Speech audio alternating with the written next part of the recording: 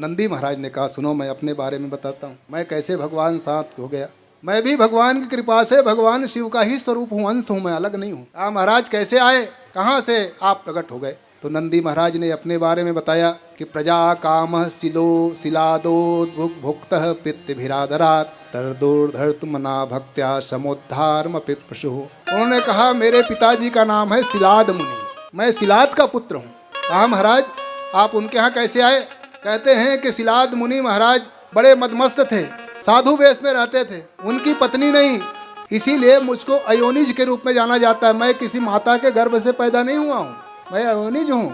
कहा महाराज तब कैसे आ गए, हमने तो सुना है कि माता पिता से कोई प्रकट होते हैं। तब उन्होंने कहा कि एक बार मेरे पिताजी को इच्छा हो गई और ऋषियों ने पितरों ने कहा कि आपके यहाँ भी कोई संतान होना चाहिए। और वो संतान कहा क्यों होना चाहिए। कहा जो संतान जो पुत्र होते हैं वो नरकों से अपने पितरों को उद्धार करते हैं। पुण्य नाम नरकात तायते इति पुत्र, पुत्र कहते हैं जो अपने पितरों के पुण्य नामक आदि नरक में न जाने दे, क्योंकि श्राद्ध करेगा, तर्पण करके कथा आदि सुना करके अपने पितरों को मुक्त करता है, इसलिए पुत्र की आवश्यकता है। संसार के उपभोग के लिए पुत्र की आवश्यकता नहीं है। जो पुत्र संतति जो चाहिए वो पितरों की मुक्ति के लिए पुत्र चाहिए। अब हे शिलाद मुनि आपके संतान नहीं है तो कैसे मुक्ति होगी। आप भड़काने वाले लोग भी एक से एक है, अपना कुछ का कुछ अपना लगाते हैं। क्योंकि जो पिंडदान आदि जो होता है मुक्ति होती है तो असली पिंड को समझना पड़ता है कि असली पिंड क्या है। अगर पुत्र से ही केवल मुक्ति होती है, क्योंकि देवी भागवत में कहा गया है कि जिनके पुत्र नहीं है उनकी सदगति नहीं होती, तो पुत्र समझना पड़ेगा। असली पुत्र क्या,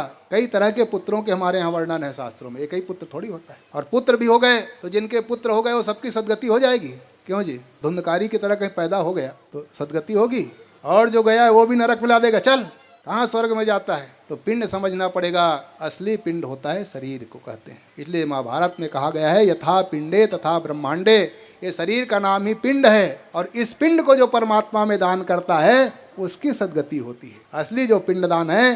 इसलिए सन्यासी जो है इस शरीर रूपी पिंड को परमात्मा में दान कर देता है। अगर केवल पुत्र से सदगति अगर होने होती तो साधु महात्माओं को बेटे होते हैं, और उनका पिंडदान कैसे होगा, तब तो दुर्गति हो जाएगी। और दुर्गति होना होता तो पढ़ लिख करके बुद्धिमान होकर के क्यों साधु बनता, वो भी गृहस्थ अपना लेता। तो शास्त्र कहता है ये शरीर ही पिंड है, इस पिंड को जो परमात्मा में दान कर देता है उनकी कभी भी दुर्गति नहीं होती। इसलिए अपने आप को परमात्मा में समर्पित कर दो। गीता में भगवान कहते हैं आप ही अपना शत्रु हैं, आप ही अपना मित्र हैं। अगर परमात्मा की ओर आपने समर्पित अपने आप को कर दिया तो आप अपने मित्र हैं। अगर परमात्मा से विगत होकर के, जगदीश से दूर होकर के जगत की ओर आपने लगा दिया तो आप ही अपने शत्रु हैं। आपकी पुनरपि जन्म पुनरपि मरणम के चक्कर में पड़ जाएगा। इसलिए इस शरीर रूपी पिंड को परमात्मा में दान करना है, असली पिंड दान है। पर पितरों ने कहा कि हमारे पितरों की कैसी सदगति होगी, इसलिए शिलाद मुनि कुछ व्यवस्था करो। शिलाद के मन में भी आ गया यार पुत्र होना चाहिए, तो कहाँ से पुत्र लाऊं, पत्नी तो है नहीं, ऐसा कोई उपाय करो कि बिना पत्नी के पुत्र हो जाए। कहाँ जाऊं, किसके पास। तो देवता के आराधक थे, इसलिए सबसे बड़े देवता इंद्र देवता उनकी आराधना करने लगे।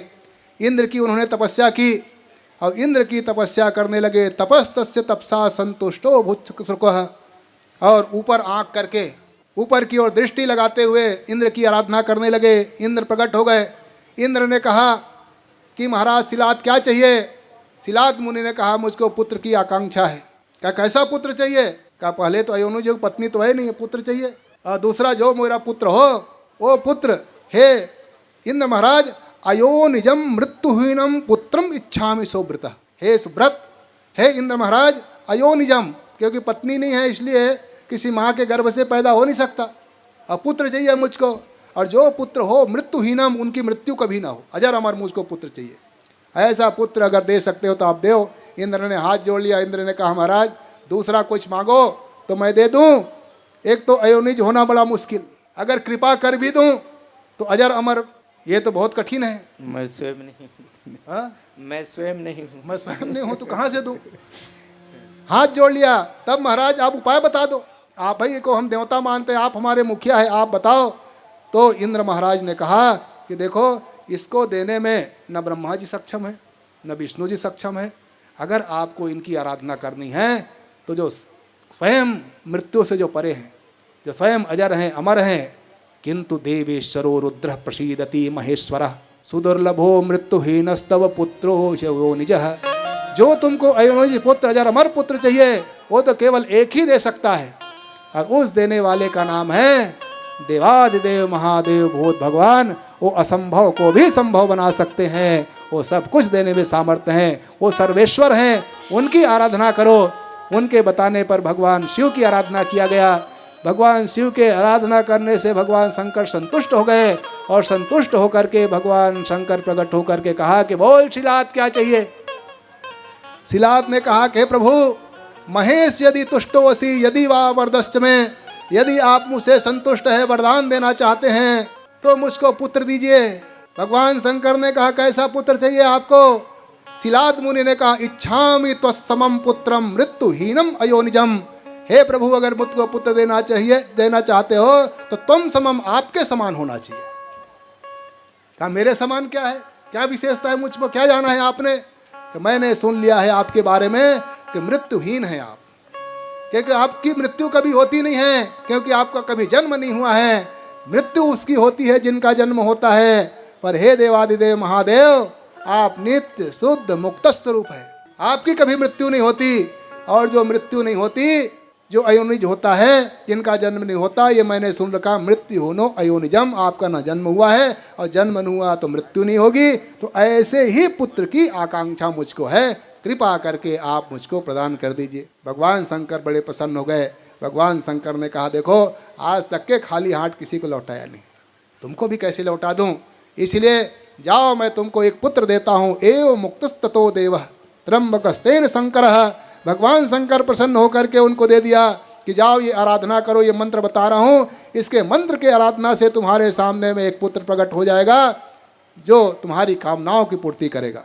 आराधना की भगवान शंकर के दिए हुए मंत्रों का।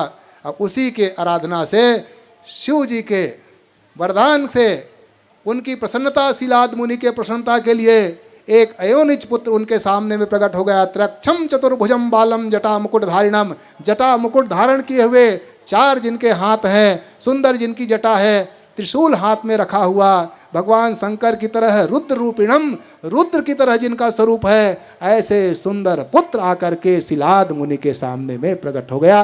बोलो नंदीश्वर महाराज की जय। सामने प्रकट हो गए।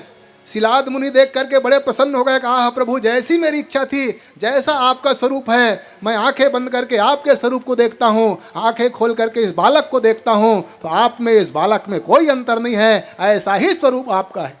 बड़े गदगद हो गए और प्रसन्न होकर के कहा तस्याहम नंदितो यश्चात् नंदी नामना सुरेश्वरः। मुझको आनंद देने वाला पुत्र हुआ है, इसलिए आपका नाम नंदी पड़ेगा।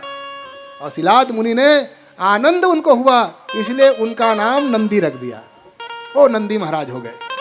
अब नंदी जी महाराज को सारे उन्होंने विधि बता दी, तपस्या की विधि, सारा पूजन पाठ, यज्ञोपवीत आदि संस्कार कर दिए।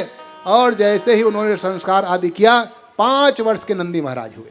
इतनी प्रसिद्धि नंदी महाराज का कि भगवान शिव का आशीर्वाद है, चारों तरफ दिग दिगंतर में उनका प्रभाव फैलने लगा। एक दिन की बात है कि 2 मित्र वरुण नाम के जो ऋषि हैं वो दर्शन करने के लिए आए। हम देखें तो सही भगवान शंकर का दिया हुआ वरदान कितना सुंदर है। तो शिव जी की ही आज्ञा से मित्रा और वरुण नाम के जो ऋषि हैं एक बार शिलाद मुनि के यहाँ गए, बालक को देखा, बालक प्रसन्न हुए, देख करके ऋषि मुनि ला करके महात्मा के सामने में रख दिया। रख करके कहा महाराज कृपा कर कोई इनके बारे में अच्छा अच्छा बताओ, क्या क्या इनके गुण होंगे। हाथ दिखाया, हाथ जैसे देखा मित्रा वरुण ने पसीने पसीने हो गए। बालक खेलने के लिए दूर भेज दिया उनको। और मित्रा वरुण ने शिलाद मुनि से कहा कि शिलाद मुनि क्या बताएं। शिलाद मुनि ने कहा महाराज पसीने पसीने हो रहे हो, डर रहे हो, बात क्या है, आखिर हो क्या गया। शिलाद मुनि से मित्रा वरुण ने कहा महाराज ये आपका जो बालक है, ये बालक कुछ दिन का ही साथी है। कहा क्यों। न दृष्टमेवं चापश्चम हायुर्वर्षाद्भुतम परम, ये अल्पायु है। शिलाद मुनि ने कहा अरे राम राम भगवान शंकर, ये अल्पायु, ये तो बहुत मुश्किल है, आखिर मामला क्या है, कहाँ मामला फंस गया, गड़बड़ी क्या हो गया। बड़े बड़े चिंता करने लगे। वो दोनों ऋषि तो बता के चले गए ये अल्पायु है। अब ये घबराने लगे, अब क्या होगा, कैसे हो गए। धीरे धीरे शरीर सूखने लग गया। ये पुत्र जिनकी कामना की वो कामना, ये पुत्र चला जाएगा, क्योंकि सबसे बड़ा कष्ट है पुत्र शोक। पुत्र शोकम महाकष्टम। शास्त्रकार कहते हैं सबसे बड़ा कष्ट है पुत्र शोक। माता पिता के सामने में पुत्र उनका चला जाए, इससे बड़ा कोई शोक नहीं है। वो ऋषि घबराने लगे कि अब कैसे होगा, कैसे रहूँगा मैं इनके बिना। बेटा है, कहा पिताजी क्या हुआ, बड़ा चिंता में लगते हो। पहले बड़े मस्त रहते थे, जब मुझको देखते थे तो गले लगा लेते थे, गोद में बैठाते थे, मंत्र सिखाते थे, विधि बताते थे। वो आजकल मैं देख रहा हूँ कि मामला बिगड़ा हुआ है। बात क्या है? छुपाने लगे, बात इधर उधर करने लगे। मैं दुखी हूँ, बेटा क्यों दुखी करूँ? उन्होंने कहा पिताजी बताइए आप आखिर बात क्या है। तब पुत्र से पिताजी ने कहा पुत्र क्या बताऊँ, अभी उस दिन ऋषि जो आए थे वो बता गए हैं कि तुम अल्पायु हो, कम समय के साथी हो। इसी दुख के कारण कोमे दुखम हरतु वही शरणम तम प्रयाति में, कहाँ जाऊँ कैसे जाऊँ, इस दुख का हरण कौन करे, इसीलिए मैं इस समय बड़ा घबरा रहा हूँ। पिताजी से पुत्र ने कहा पिताजी बस इतनी सी छोटी बात के लिए इतना चिंता? हे पिताजी ये बहुत छोटी बात है। कहा बेटा तुमको छोटी लग रहा है, तुम बालक हो ना, इसीलिए तुमको समझ नहीं आ रहा है। पर माता पिता को पता होता है कि पुत्र का प्रेम कितना है, पुत्र का स्नेह कितना है। पुत्र को क्या पता कि हमसे कितना प्रेम हमारे माता पिता करते हैं। वो जब चाहता है गलत कर देता है, जब चाहे तब भागता है, जब चाहे तब उड़नता करता है। उनको इस बात का पता थोड़ी है, वैसे तुमको शायद पता नहीं है। उन्होंने कहा पिताजी चिंता मत करो, मैं उनका उपाय कर लूँगा। क्या कैसे उपाय करोगे? कहा जिन्होंने हमको प्रकट किया है, जो मृत्यु के देवता है, जिन्होंने आपको, उन्हीं से पूछूंगा कि मेरे पिताजी को आपने कैसा वरदान दे दिया। बैठो जी, अगर ऐसा वरदान आपने दिया है, अगर गए और वन में जा कर के श्री शिलाद मुनि के जो पुत्र हैं नंदी महाराज, वो भगवान शंकर की आराधना करने लगे। महादेवस्य भजान मृत्युम जेष्यामि नान्यथा। महामृत्युंजय का जप उन्होंने किया और जप करके भगवान शंकर को प्रकट कर लिया। भगवान शंकर के सामने में, नंदी के सामने में भगवान शंकर प्रकट हो गए और भगवान प्रकट होकर के नंदी से कहा नंदी बोल क्या चाहिए तुमको? कहा महाराज कहना क्या, मेरे पिताजी से आपने कुछ और कहा था, ऋषियों ने आकर के हाथ दे करके कुछ और बताया। या तो ऋषि झूठे हैं या तो आप झूठे हैं। जी हमने सुना है कि ऋषि मुनि कभी झूठ, नारद जी को कभी कभी कुछ दिखने लगता था। जी जी, यही सो बरे अमर सो होई। हाँ, इनको जो बरेगा वो अमर होगा, जबकि वैसा नहीं है। यही सो बरे अमर सो। हाँ, उसमें लिखा था हाथ में उस माया की पुत्री का कि इनके जो पति बनेंगे वो अजर अमर हैं, ऐसे रेखा में लिखा हुआ था। और नारद जी को लगने लगा इनका जो वर्ण कर लेगा वो अमर हो जाएगा। तो कभी कभी दोष दृष्टि आ जाती है देखने में, कहीं महात्माओं को ऐसा तो नहीं हो गया कि उल्टा देख लिया, कभी कभी हो जाता है। तो महाराज बात क्या है? भगवान शंकर ने कहा चिंता मत करो, तुम चाहते क्या हो? कहा महाराज चाहना क्या, पिताजी ने जो मांगा है वही होना चाहिए, और क्या चाहना। जो पिताजी ने मांगा है अब दे दीजिए, बात खत्म करिए आप, मामला ठीक हो जाएगा। कहा बेटा चिंता मत करो, मैंने जो कहा है वही सही है, क्योंकि मैंने अपनी माया से प्रेरित करके ही उन दोनों ऋषियों को भेजा है। मेरी बातें कभी मिथ्या नहीं हो सकती। तुमको अपने शरण में लगाने के लिए अगर मैं ये बातें नहीं बताया होता तो तुम इतनी तपस्या करके मुझको पसंद थोड़ी करते, तुम मेरे पास थोड़ी आते। तुम मेरा स्वरूप हो, मेरे द्वारा ही ये किया गया है, इसलिए चिंता मत करो, आप सदा सदा अजर अमर रहोगे। बड़े प्रसन्न हो गए। प्रसन्न होकर के भगवान शंकर ने अपनी जटा हिलाई। जटा हिला करके एक जटा भगवान शंकर ने पकड़ा और जटा पकड़ के जटा को निचोड़ दिया। और जैसे निचोड़ा, जो गंगा जी तो रहती है, बाल गीले थे, उसमें से 5 धाराएं प्रकट हो गई और 5 धाराएं प्रकट होकर के पंचनद का निर्माण उन्होंने कर आपकी पूरी होगी। तो भगवान की जटाओं से 5 नदियां वहां निकल गई, जिन नदियों का नाम है सुतो याश्च महावेगा दीप्तरूपाच सुंदरी, जटोदका मिश्रोदाश्च वृषत्वनीतिरिहि, स्वर्णोदका जम्बूनति पंचनद्यः प्रकृतिताः। जटोदक, तिस्रोता, वृषध्वनि, स्वर्णोदक और जम्बू नदी, ये 5 नदियां भगवान के जटाओं से प्रकट हो गई। उसमें नंदी महाराज को स्नान कराया, स्नान करके पवित्र हुए, आशीर्वाद दे दिया कि जाओ सदा सदा अजर अमर रहोगे। और क्या मांगते हो? पार्वती भी पास में आई थी, अकेले नहीं आए थे भगवान शंकर। भगवती बड़ी गदगद हो गई, इतना सुंदर बालक प्रभु आपके दिखने में आपके जैसा है। भगवान ने कहा हमारा ही स्वरूप है, हमने ही आशीर्वाद दिया था तब ये आए हैं। भगवती जगदम्बा बड़ी प्रसन्न हो गई। अब प्रसन्न होकर के कहने लगी कि हे बेटा, तुम चिंता मत करो, तुम मेरे पास रहो। कहा मैया कैसे रहूं, बाबा चाहे तब ना। बाबा से मैया ने कहा कि हे प्रभु, दातुर महसि देवी च नंदिने परमेश्वर, हे प्रभु ये हमको बहुत प्यारा है, इसलिए इसको पास में रख लीजिए। नंदी महाराज से शंकर भगवान ने कहा जरूर पास में रखेंगे।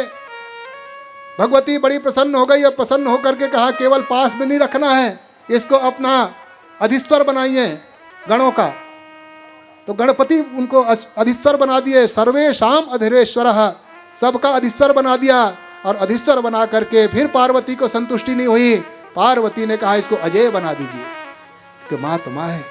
अजय बना दिया गया कि ठीक है, अजय सर्वजेता च सदा पूज्यो महाबलः, जा महाबलशाली हो गए, अजय हो गए, सदा हमारे पास रहोगे।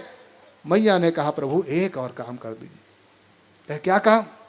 सवारी की गड़बड़ होती है, अगर कहीं ये सवारी के रूप में हमारे साथ आ जाए तो सदा हमारे पास रहेगा, हमको छोड़ेगा नहीं, हमारा सदा जरूरत रहेगा। इसीलिए भगवान शंकर भगवती के कहने पर सिंहासनम परम तया चाधिष्ठितम मया, उन्होंने कहा सदा हमारे सिंहासन के रूप में, हमारे सवारी के रूप में प्रतिष्ठित रहोगे। उन्होंने सवारी बनने का आशीर्वाद दे दिया। नंदी जी महाराज ने कहा महाराज सवारी तो बना ली, अब बीच में छोड़ोगे थोड़ी। अब बड़े पद में आने के बाद छोटे पद में आना महाराज बहुत कष्टदायक होता है। आपने इतना बड़ा बना दिया, इतने बने बढ़ाने के बाद अगर छोड़ दोगे तब हमारा क्या होगा? भगवान शंकर ने कहा चिंता मत करो, एक आशीर्वाद और देता हूँ। कहा क्या आशीर्वाद? कि अहम यत्र भवान तत्र यत्र त्वम तत्र चाप्यहम, मैं आपको आशीर्वाद देता हूँ, जहाँ मैं रहूँगा वहाँ तुम रहोगे, और जहाँ तुम रहोगे वहीं सदा मेरा निवास होगा। ये आशीर्वाद मैं जाओ आपको दे दिया। नंदी महाराज बड़े गदगद हो गए। इसलिए जहाँ भगवान शंकर रहते हैं वहीं नंदी रहता है, और जहाँ नंदी रहते हैं वहाँ शिव जी की स्थापना जब की जाती है तो नंदी भी की जाती है, और नंदी का मुख सदा शिव जी की ओर रहता है। सदा शिव जी की ओर देखते हुए नंदी जी महाराज बड़े प्रसन्न नंदी जी महाराज हो गए। और तब से नंदी जी महाराज सदा सदा भगवान शंकर के ही साथ निवास करते हैं। बोलो शंकर भगवान की।